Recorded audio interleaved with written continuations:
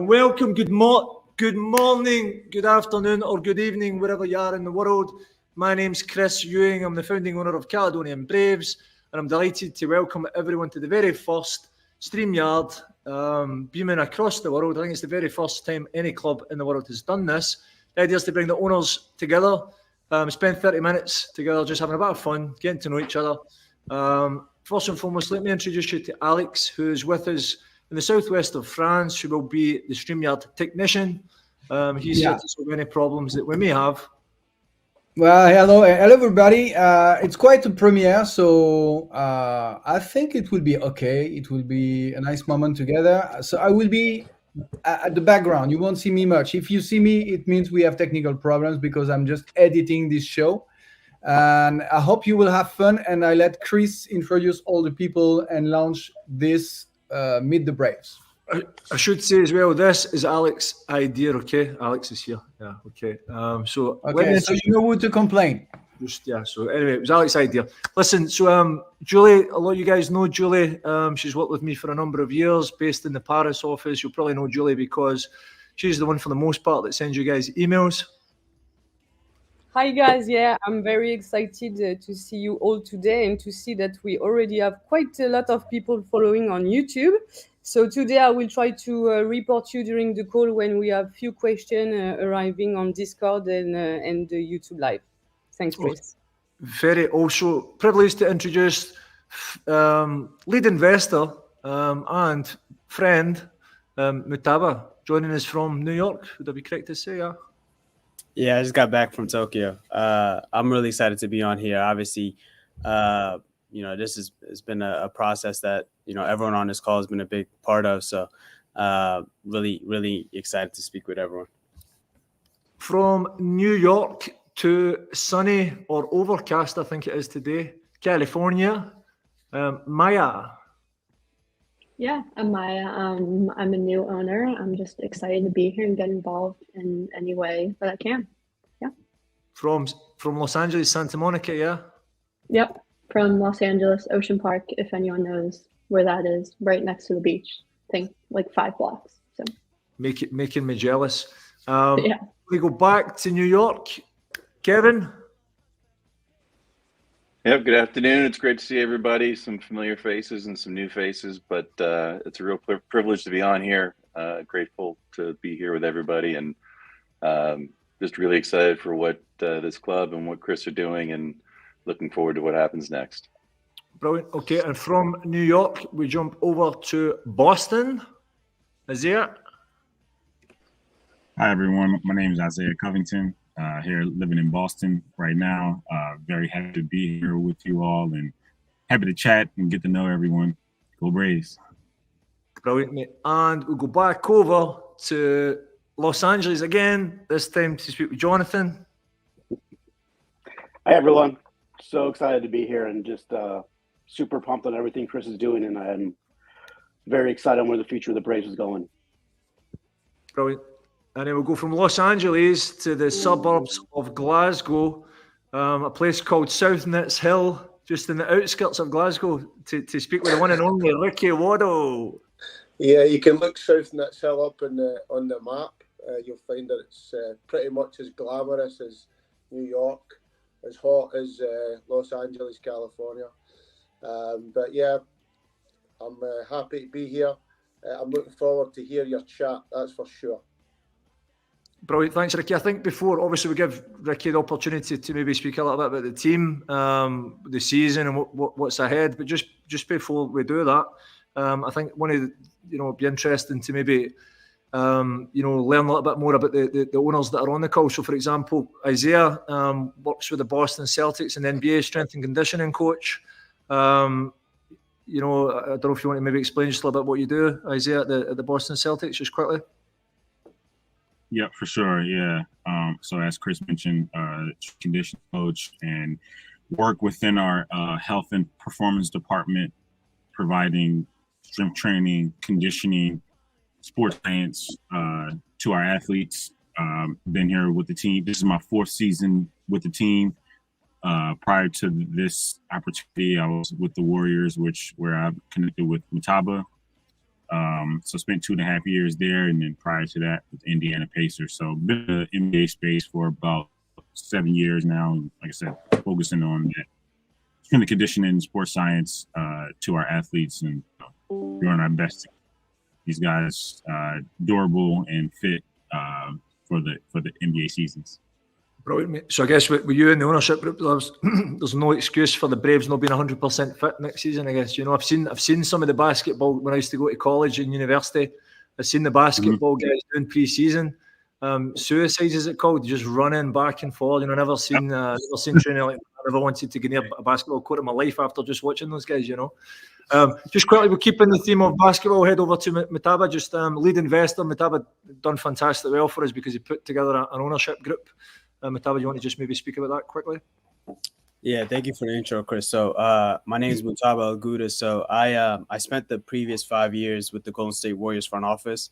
So I was in charge of our international and college scouting and did salary cap management as well. And left this summer to join Andre Iguodala. So I help him manage a bunch of his different business ventures across venture capital, media, sports ownership. And we also run the National Basketball Players Association, which is the labor union for NBA players. And so I came across the opportunity on Twitter and was just really taken aback by what Chris and Ricky were building with the team.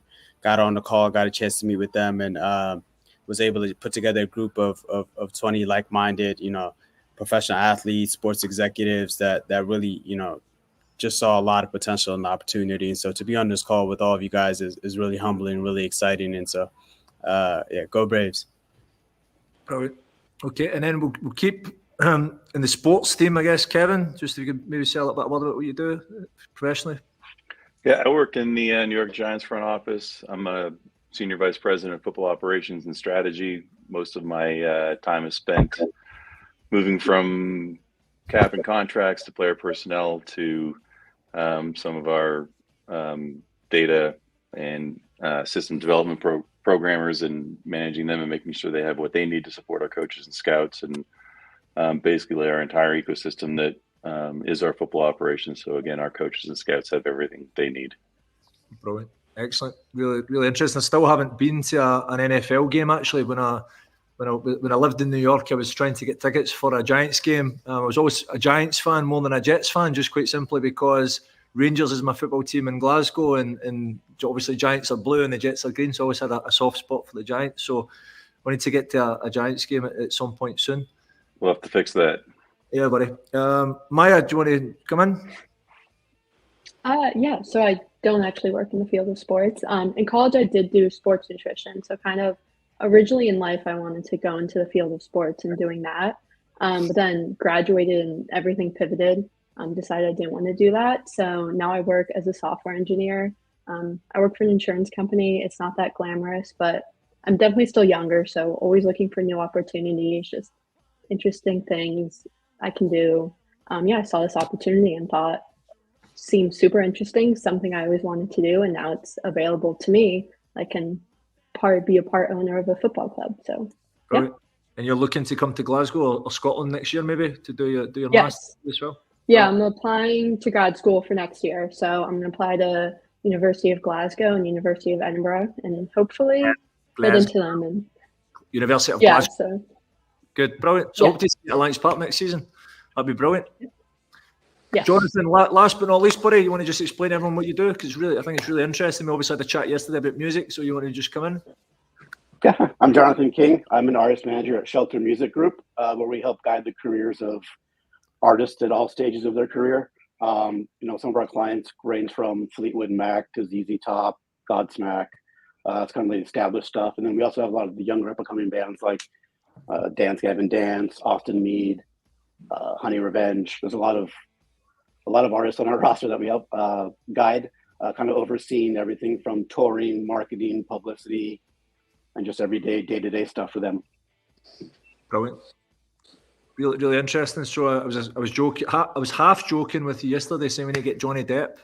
I say half joking. We'll see what he's up to with the vampires. Yeah. No, we'll ask. He was in Glasgow playing not that long ago, so I'm sure he enjoyed Glasgow for sure, but we'll see. It's another conversation for another day. So I guess, how are we doing for time, Alex? Are we okay? Yeah, I'm good. And just as a quick introduction, maybe it's important that people know it. I was also former head of media and communication at Girondin Bordeaux in football in France. So basically, I know a little bit of football. So that could be useful. Brilliant. Okay, so I guess I can maybe just bring us up to speed a little bit with some of the latest news from what's been going on in the Braves, just to bring people up to speed. At the moment, we have over 850 owners invested in the club, over $250,000, which is absolutely outstanding. We're hoping to make a final push between now and the end of the month of April to try and improve that figure. But it's really, really exciting, and it's particularly one of the statistics that really impressed me the most is the fact that we have 48 out of the 50 states in America represented on the ownership group. We are missing Wyoming and what's the other one? Montana. So if anybody knows some cowboys, let us know, because that's where we're missing, those states, But even that, I mean, it's amazing to think we have owners in North Dakota, South Dakota, Idaho. It's unbelievable. I think California is the leading state, followed quite closely by, if I'm not mistaken, New York, maybe. Texas. No, it's California, then it's Texas, then it's New York. So it's really exciting. And I guess as well, just out with the United States of America, we have owners in almost 30 countries around the world, as far afield as Nepal. In fact, one of the statistics that I saw this week, the owner who lives the furthest away from Alliance Park is someone based in New Zealand, in Auckland, which is, I think, 11,000 miles from Alliance Park. And then we have a guy who lives 1.6 kilometres, so 1 mile from Alliance Park. So that just shows you the breadth and the width of the ownership group, which is outstanding. Last week, we welcomed a new ambassador to the club, someone called Rose Riley. She is the only person in the world from Scotland to win a World Cup in football. Unfortunately, she did not win it with Scotland. She won it with Italy, because she moved to Italy when she was 17 and she gained Italian nationality. But she's actually one of 14 people, one of two women, 14 people who are in the Scottish Football Hall of Fame. And she's a fantastic ambassador for the football club because she epitomises everything that's brave. She went to Italy when she was 17 to play women's football, which at that time, you can imagine, back in the 70s, was very, very difficult. So she's a great addition to the Braves family as well. We launched our Discord channel recently. There's about 120 people active in the Discord channel. We're looking for folk to join the Discord channel. That's a really good forum for everyone to speak and add value and get to know each other and put their opinions and their voice across. We're also working with we're working with a platform called Kazam. Again, it's based in New York. It's a fan engagement platform, and we'll look to roll that out next season, which means we can gamify some of the interaction between fans, where fans can win points, and ultimately for the more that the fans interact with the club, we can have some kind of leaderboard, and they can have maybe discounts in the club shop and different things like that. So that's something that's very interesting as well. On the club shop, I wish I had $1 for every time someone mentioned the club shop and where we can buy merchandise. I know this is a big thing, particularly in the United States. The biggest challenge that we have at the moment, and it's at the top of my to-do list. It's a real priority because I would love for folk around the world to be wearing Braves kit and Braves merch. The biggest challenge we have at the moment is just distribution, because the kits are being made by Le Coq Sportif next year. And I won't go into too much detail on this at the moment because we're going to be designing a kit with a creative design agency that's really famous in England, and that's something that we will release in the next month or so. I think the kit will drop in June. But then it's how we get the kit distributed across the United States logistically and obviously cost efficiently. So we're looking at distribution partners. So if anybody knows distribution partners in the United States, then we can have a chat about that. That brings me, I think a special mention to some of our owners as well. Kansas City Current, we've got 3 owners that own the club: Haley Mace, Kristen Hamilton, and Elizabeth Ball.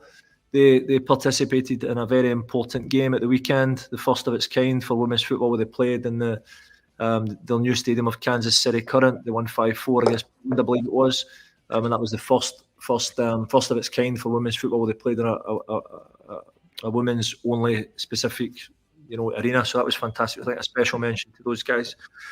What else is happening? We had Bush football. I don't know if you guys have seen some of the TikTok content. We had a video that went viral last year that was made by 2 young guys from North Carolina called Bush Football. They came to Scotland last week to give, pardon the pun in advance, to give the campaign a little boost. So we can see the video that those guys. This right here is the story of two Americans who bought a wee 5th Division football club in Scotland and wanted to watch them play for the very first time. My name is Andrew, That's so cool. and this guy is my buddy Jordan.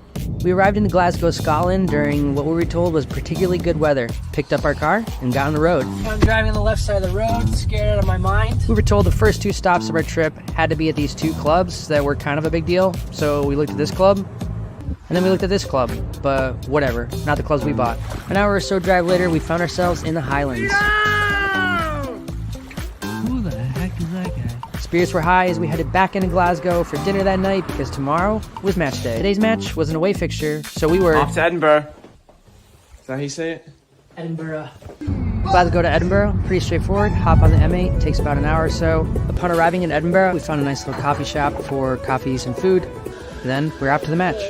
All right, we made it to the grounds. Today's matchup, the Caledonian Braves versus the Civil Service Strollers, a club that was founded before either World War had happened. We arrived with plenty of time to check out the pitch, say good luck to the lads, and also to say hello to some local fans. After checking out the grounds and the stands, we found where we wanted to watch the match. There honestly wasn't a bad seat in the house. We took advantage of the halftime break to get the full Scottish football experience by visiting the local chepe. I apologize if I butchered that, but we were told that we need to get fish and chips by pretty much everyone that we met. The chips were easily a 7.5 out of 10. I'd say the fish was probably pushing 8 out of 10. We were told that we had to wash it all down with the national fizzy beverage of Scotland, Iron Brew. After around 6 or 7 Iron Brews over the course of our trip, Jordan proclaimed these to be a 9.5 out of 10. Tastes like vitamins. I, on the other hand, I'm not going to say what I rate Iron Brew. I'm afraid they won't let me back into Scotland. Our first ever football match in Scotland was definitely a fun one. It was an absolutely incredible experience getting to see the team that we own up close and in person. But we weren't done yet. After the match, it was off to Edinburgh Castle. Unreal. Absolutely unreal. Edinburgh Castle ended up being only about 30-ish minutes away from where the match took place, so we knew we absolutely had to see one of the most famous castles in the entire world. So, that's the story of us visiting the Wee Football Club that we bought in Glasgow, Scotland. Follow along and check out the Caledonian Braves profile to see how you can actually own a piece of this club too. And maybe I'll see you in Scotland sometime.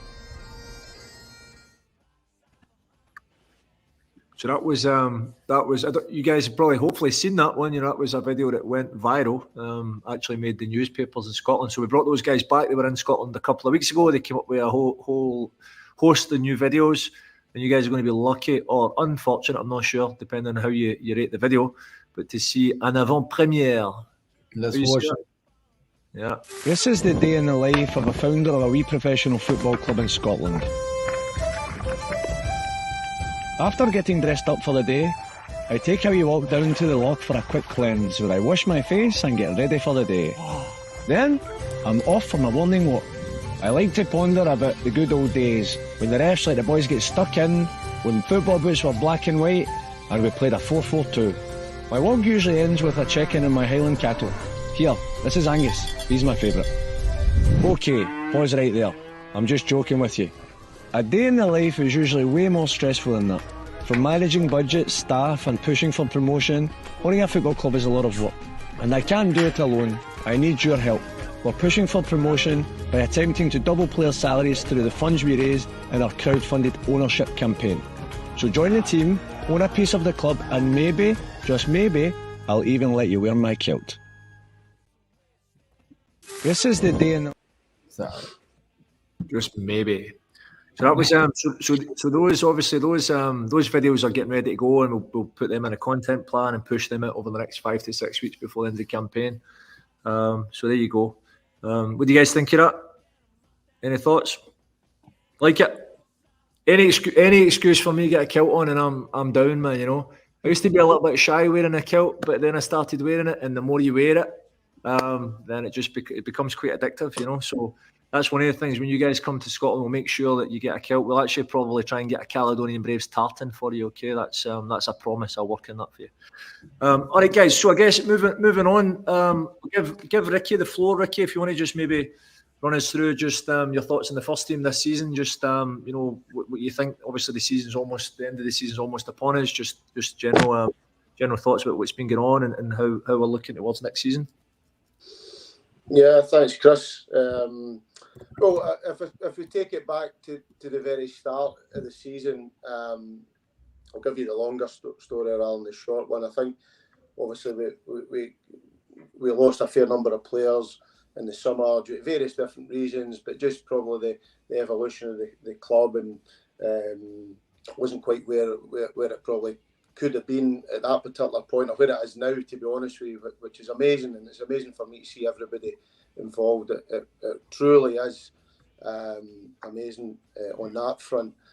So it was exciting for me, but certainly at the start of the season, I felt that we had quite a pre-season that was up and down in terms of our form at that particular time. We'd brought in I think it was 8 new players at that time. We'd re-signed some younger players that were untested. So I always felt the first 10 games of the season, the first 10, 11 games, the third of the season was going to be a real bit of trial and error in terms of performances, in terms of finding out what's our best shape and our best way of playing.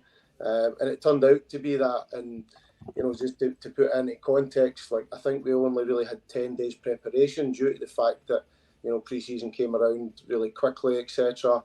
And it was very, very challenging to recruit in the summer of last year. Like incredibly challenging to recruit over 10, 11, 12 players. So I think though I think for me, because obviously Ricky and I have been together for over seems like 20, 30 years, but it's probably only been about 9 or 10, isn't it? Yeah. But I think our concern was for every year, obviously we're a very young club, but you're trying to improve. I mean, the mantra of the club is improving, whether it's every day, every week, but obviously in terms of, trying to improve every season. But it's been difficult for us to do that because particularly last season, we lost 9 players, 7 starters, So we're thinking we're taking 2 steps forward, then a step back, So that was the frustration. So I think to be honest, I thought you'd done a fantastic job with the squad that we had. And obviously, the start of the season was quite challenging for us, but I feel over the last 4 or 5 months, the guys have gelled. We've been hard to beat.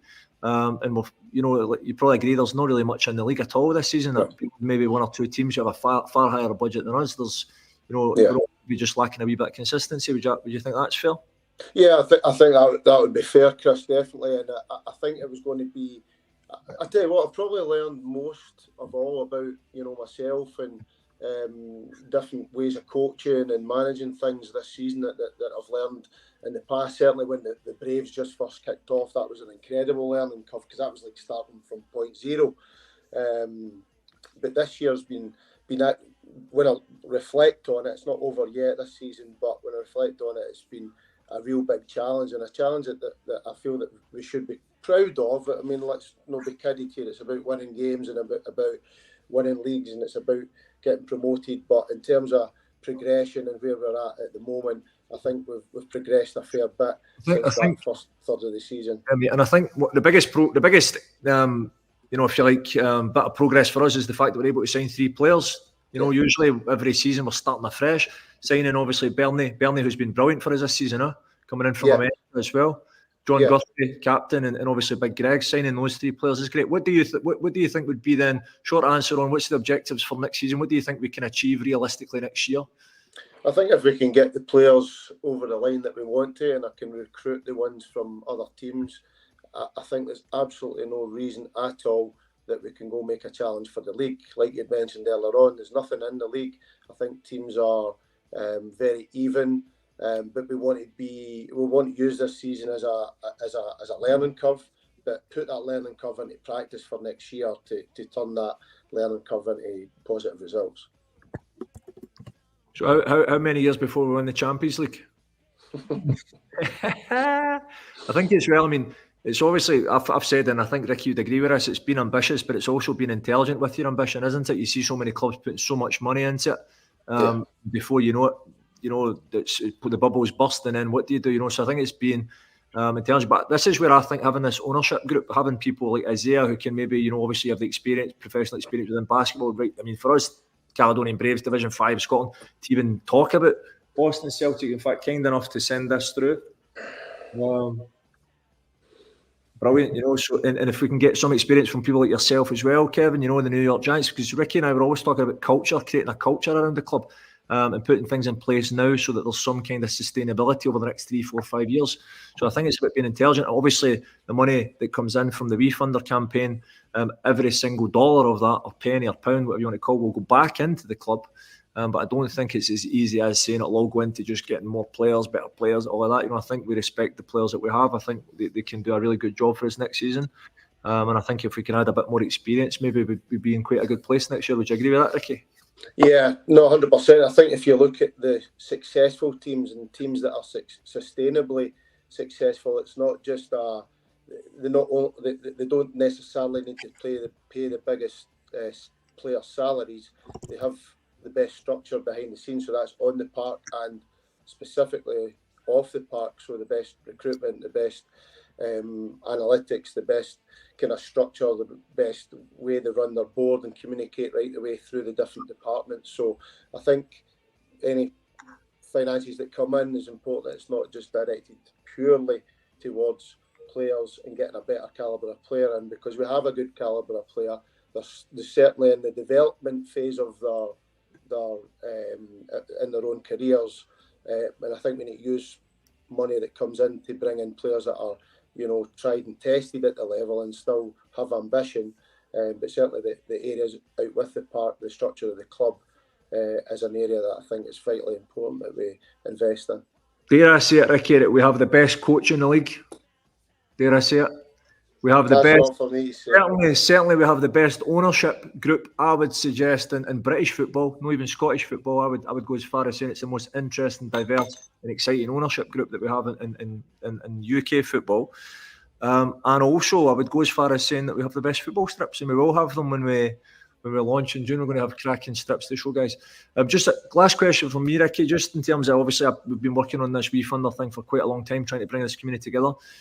Sometimes it can seem quite alien to some of the players, and it can seem almost non-tangible, because, you know, for some of the guys coming, and even yourself coming and training the guys at night, to think that we have owners in California, or we have owners in, you know, Spain, or wherever it might be, New Zealand.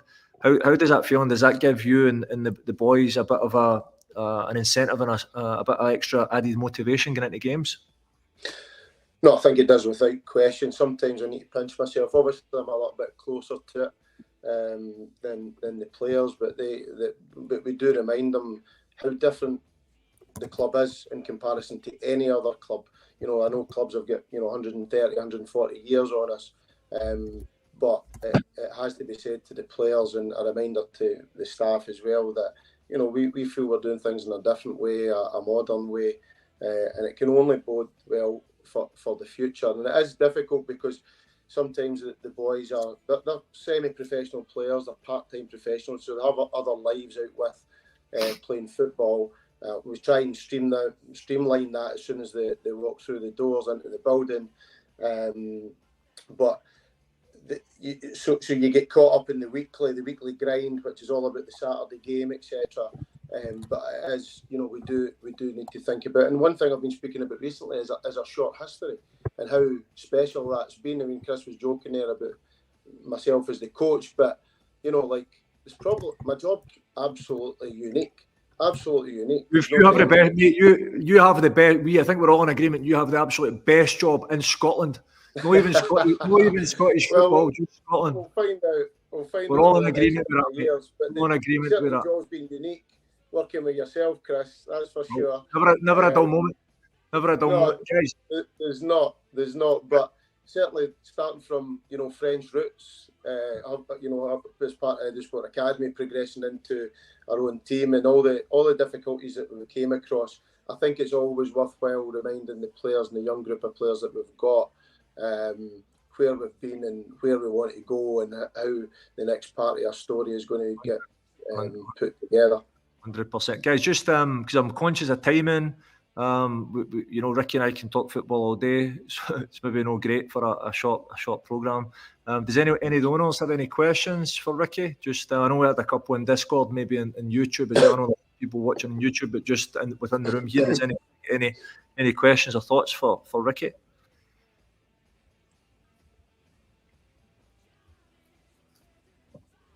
I didn't receive question on YouTube yet, but if the viewer want to ask some, I will add it in live in few minutes. And for the ones we had on Discord, you already replied to Keith's question that was about the goals for next season and the results we could achieve.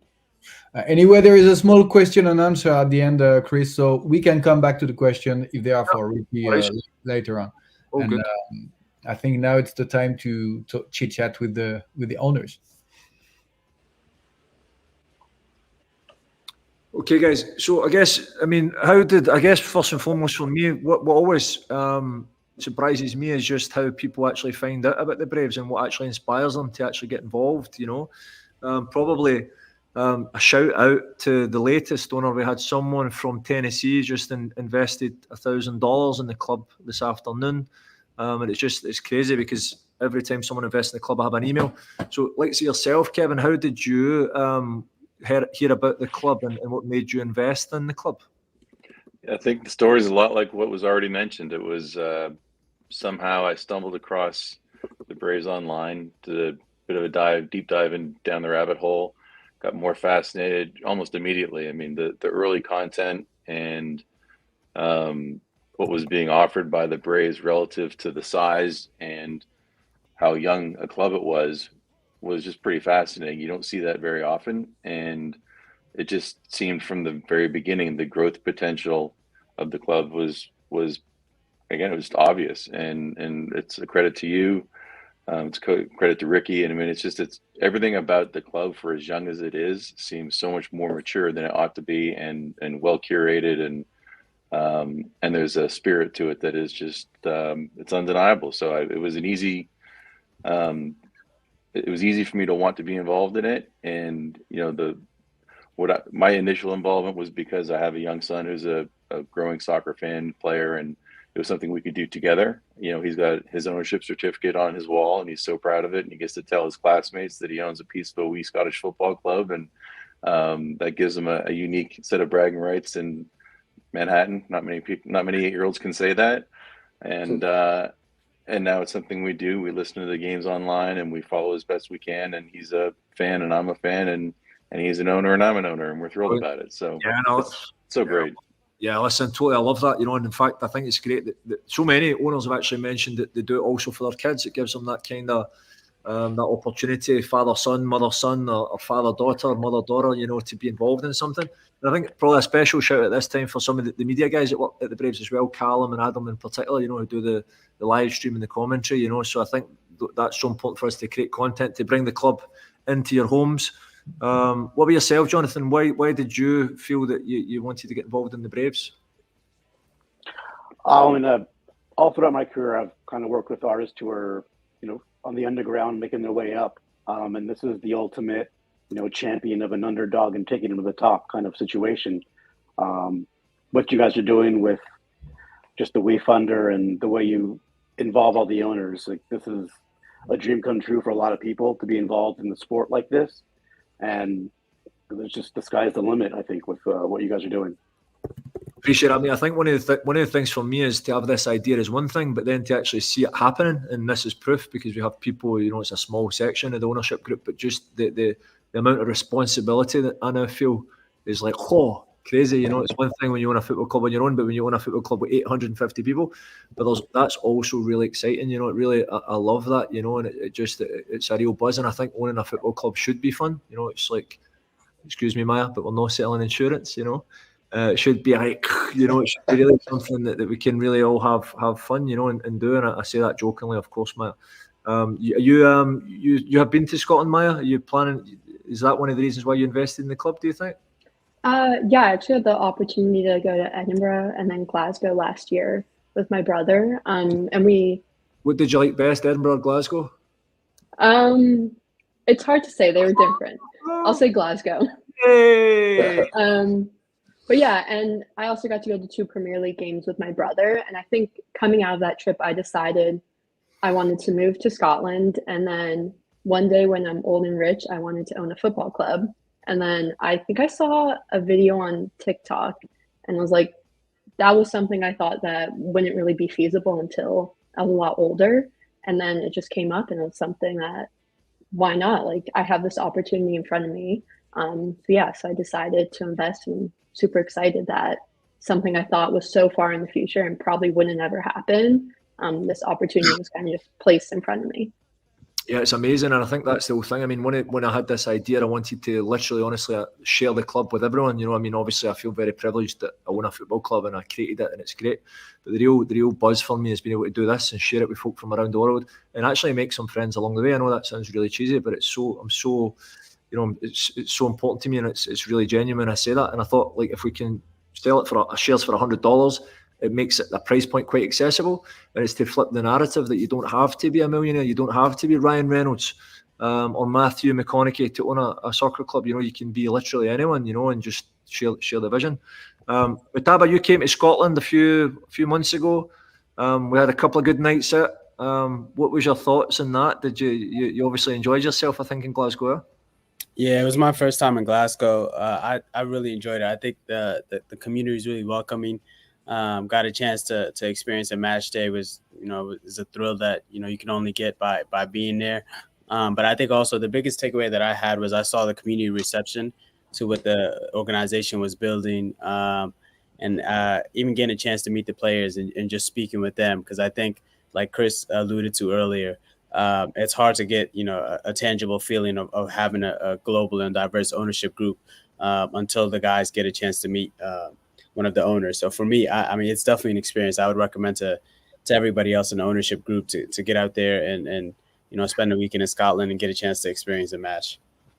Yeah, I mean, I would love it. I mean, we're going to try and do that. One of the things for me was obviously it's Caledonian Braves Football Club. It's to try and showcase the best of Scotland. You know, Scotland's such a cool country. It's a small country, but it's generally really friendly. I think Scotland, I used to live in America, and it used to be really, everyone, when I said I'm from Scotland, they used to really love that. They could never understand the accent though, but it's great. So I think Scotland is quite inoffensive, quite friendly, and it's a great opportunity to bring people together, get a game of golf, maybe do some whiskey tasting, go and see a band in King Tut's, and obviously see Caledonian Braves. How just a question for the room, how does it feel? Like, how do people react when you tell them you own a football club in Scotland? It's obviously quite random, I think, for most folk. You know, if you're walking down the street in Los Angeles having a coffee and you happen, I own a football club in Scotland, it's quite random, I would have thought. It definitely raises some eyebrows from people when you let them know that even though I do live in LA, I have connections now to Scotland and in the football world. They get some funny looks, and then they start digging into the WeFunder too, and that's kind of hopefully how we get them involved as well. Yeah, of course. And Jonathan, obviously you live in Los Angeles, so your mission is to keep your eyes out for James McAvoy or Gerard Butler or anybody. Really like Sam Hugan because of the Outlander. I think Outlander's quite big in the States. So that's you. So you keep a Caledonian Braves flyer in your pocket just in the off chance you see one of these guys. Okay. Absolutely. It's cool, and I guess, I mean, obviously for me, it's great to have so many people from around the world involved in club as owners, but ultimately like to try and use the resources that we can. I mean, we've got executives in music, sport, absolutely. But there's people who are involved in PR, social media, marketing, insurance, legal, and admin. So it's to also have an opportunity for us as a small club to use that network to the benefit of the club. So there's some really, really highly skilled, individuals within the group. Yeah, that's how I got involved. Is another owner, Alex Plagsma, who's an entertainment attorney that I work with all the time, and a good friend of mine for 20 plus years. But that's how I found out about this WeFunder. He posted about it, and I just asked him about it and dug in myself, and now here I am. Shout out to Alex. I think he's going to be 40. I don't know if he'll appreciate us. 40 today. Don't know if he'd appreciate it. Yeah, so he's 40 today. So that's good. So it's great to have everyone on the call. I mean, this was obviously the very first one. I know that Mutaba and Isaiah had to jump off to have previous engagements. Do we have a little quiz for the guys now?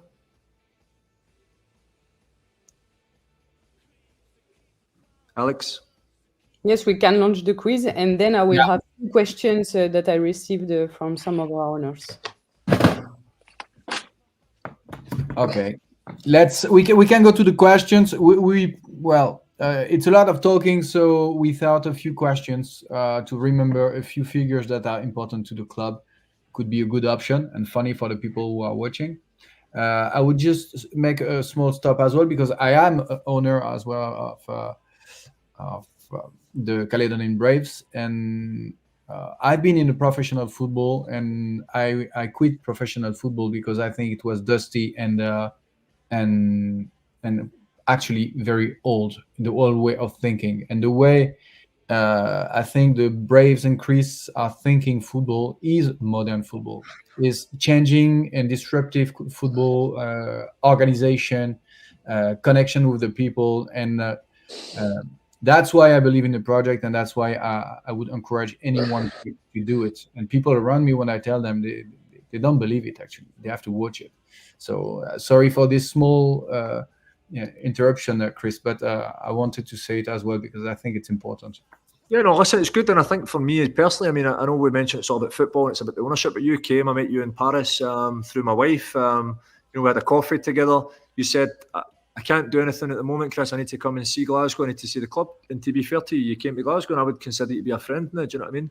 And I think that's what the project's all about as well. I know it's a bit cliche, a bit cheesy, but it is, genuinely it is that, and I hope that the ownership group can come to Scotland, get to see a game, meet Ricky and whatnot. And I've said before in one of the videos, we don't just want you to support the club, we want you to fall in love with it, Yeah, and Ricky is fantastic, the players. You have, I can say it, you have everything even a professional club needs to succeed. So now you need the results and the players, and you need the time just to go up. But I know, and I follow this project, and I support it, and I support you and Ricky and the team because I know you will succeed.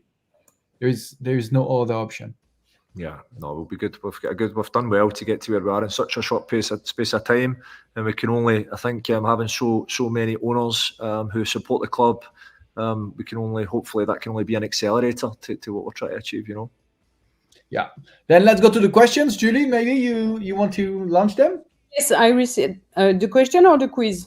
The quiz. The quiz or questions. It's. I think we have the quiz first now. So we can do the quiz to see if you all remember some answer we already gave. How many owners do we have as of today? Do you guys know it around the table? No one? 896. Four away from the 900. 100. If we could get 104 to get 1,000 owners, that'd be outstanding, no? That's our next goal. Yeah, indeed. Almost 900 then.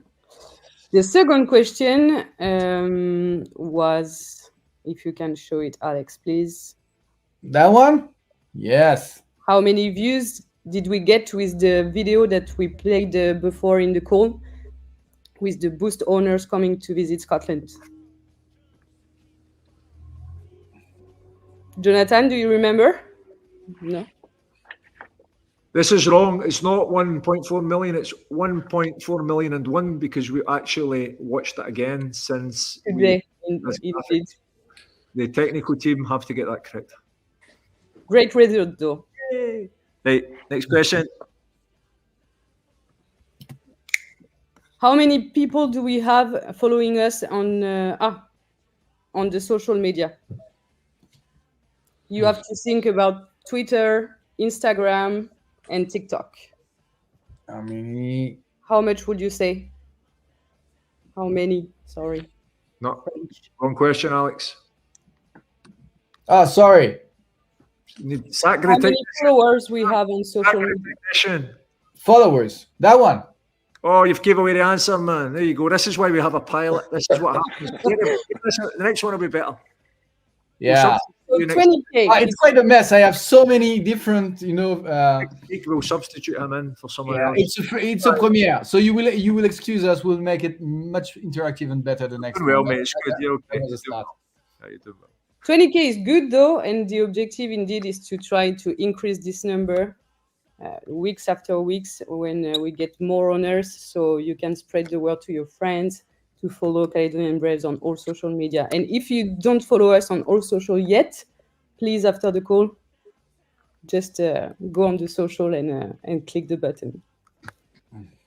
Cool. Next one. That one? Top 5 states of ownership. I gave this away already. California. Any guess on that one? It's funny. Where you're from, Jonathan? Where you are right now, mate? You're I representing. mean, I would say California would be one of them. I would hope. Top one, Yeah. mate. California. For now. Here I come. And then what is it? Next one is what? Texas. Howdy, partner. What about Third one is what? Third one is what? Florida, New York. New York for Mutaba. The Empire State. The Empire State. Quality. Top 5 countries of ownership: United States, UK, France, Australia, Canada. France, we need to get that French number up now. Yeah, we got one new French this week actually. Cool. This is outstanding though. 732 in the United States and 80 only in the UK, where the club is based. That's quite an interesting statistic. Kevin, you'll need to go on to your friends up in Canada, mate, to get that number up a little bit as well. Definitely Canada, the US, Giants community, my brother out in California. We're going to work all the angles. Top man. Great. Any more questions, or is that us? I think we have a last one asking how many states do we cover in America until today? Yeah. And Chris gave the answer at the beginning of the call. Yeah, so 48 of 50. So anybody out there who has friends in Wyoming or Montana, please introduce the project and let's do it. I mean, it'd be out. I mean, 48 states is already amazing, but if we had 50 states out of 50, I think that would be a world first. I don't think there'd be any other club in the world that could say that they boast 50 states or 50. That would be bingo. That would be Caledonian Braves bingo, you know. Cool. All right. I think we had quite an important question from the Discord, no? Just to finish off. Yes, we had one owner asking what the club will need to do off the pitch in order to be licensed for the League 2, like stadium upgrades, improve the infrastructure, or any other things that we need. So just on that, there's different levels of club license. We are currently at entry level. Every professional club needs a club license at some level, and that's it's basically a UEFA directive. And it's about level of coaches, size of your pitch, legal and admin procedures, and how many seats you have, how many covered seats, how many shower heads you have, how many referees room. There's just a list that goes like this, boom, boom, boom, boom, boom. The first time we did it, my head was like, whoa. Then it gets easier year upon year. But it's a really good question, because for us to go from the Lowland League into the SPFL, which is the professional body of Scottish Football League 2, we would have to have a bronze licence. So we would have to upgrade our licence. The main thing, there's two things at the moment that we're missing. The two main things that we're missing at the moment is we need to have 500 cover seats for the stadium. At the moment, we only have 100. So that would have to be increased by 400. And we also have to have a doctor at every game. These are things, and the doctor one's actually surprisingly quite challenging, because there's just not enough doctors in Scotland that can give up their time on a Saturday. So this is something that we're actively working with the league. I know that that's a pain point for a number of clubs, not just ours, but that's something. But I guess next season, if we're in that position where we're looking seriously at promotion, then it's a good problem to have for sure, you know. The next question was a bit linked to that one, because it was asking what would the expense look like if we get promoted?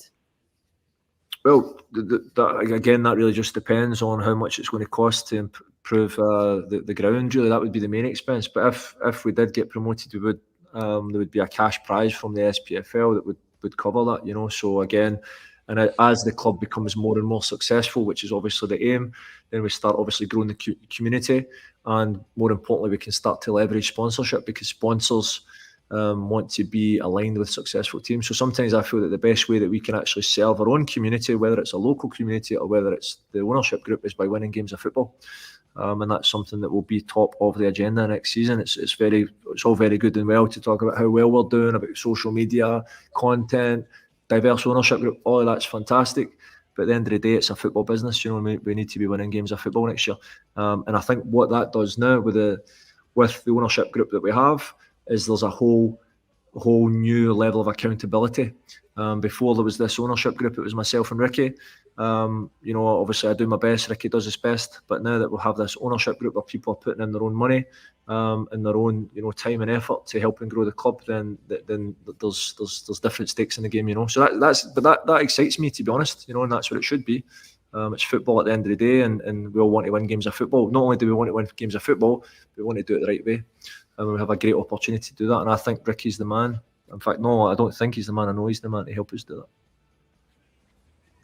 All right, thanks. I also received one question on YouTube from an owner asking when will he receive his jersey for those who had some perks. When you're putting me under mega pressure here, you're putting me under pressure.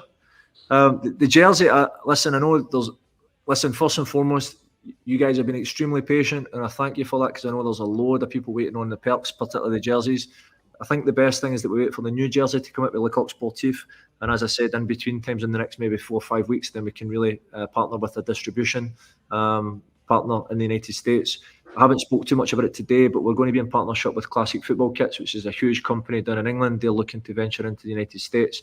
That will be a good avenue for us. So that's something that's in the works. So I've said it before, I'll say it again. Please be patient. Please, please, please. We haven't forgotten about you guys. I have one question, but I'm not sure if you or Ricky will be able to answer yet. Scott on YouTube is asking if there are any player we are looking to get for next season. Yeah. Can't say that. Can't tell them, Ricky. Don't tell them. No, can't tell the names, but for example, I've spoke to 4 or 5 players in the last couple of weeks that I'm looking at to try and bring in. Finances are a thing. It depends on contract status as well.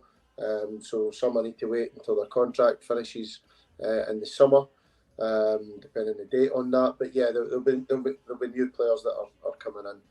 But they've got to be not only a good player, they've got to be the right type, the right personality that fits in with our ethos. Brilliant. And finally, we had a few questions from Keith and Tom on the Discord. They were asking what were the short and long-term goals around the addition of co-owners to regarding the income streams for the club. And so what was the plan for next season, and how the owners can help to reach those goals? Okay, good question. Excellent question. I think short-term goals with the owners is obviously to try and, between now and the end of April, is to try and obviously increase the ownership community. If we can get up to 1,000, that'd be fantastic. Obviously, the more owners that we come in, then obviously we can raise more funds, and that can go in back in towards the club. But I think a really, really important question is, how do we continue to finance the club beyond this initial raise? That's always the challenge for any club, and more so with Caledonian Braves, because we don't necessarily have access to traditional income revenue streams like maybe clubs that have been around for the last 100 years in terms of within the local community. But where I feel there's real value in this project, and I've said it since day one, is not in the actual football club itself, but in the community around the club. And I think we're in the process of creating the most diverse ownership group certainly within Scottish football, and I think that will help us leverage sponsorship. We will also look to create a club shop, but there'll obviously be merchandising. One of the things for revenue streams is what the WeFunder cash will allow us to do, is put players on contracts, whereas before we weren't able to do that. So, like, for example, we just said that we lost nine players at the start of last season. 7 of those guys were starters.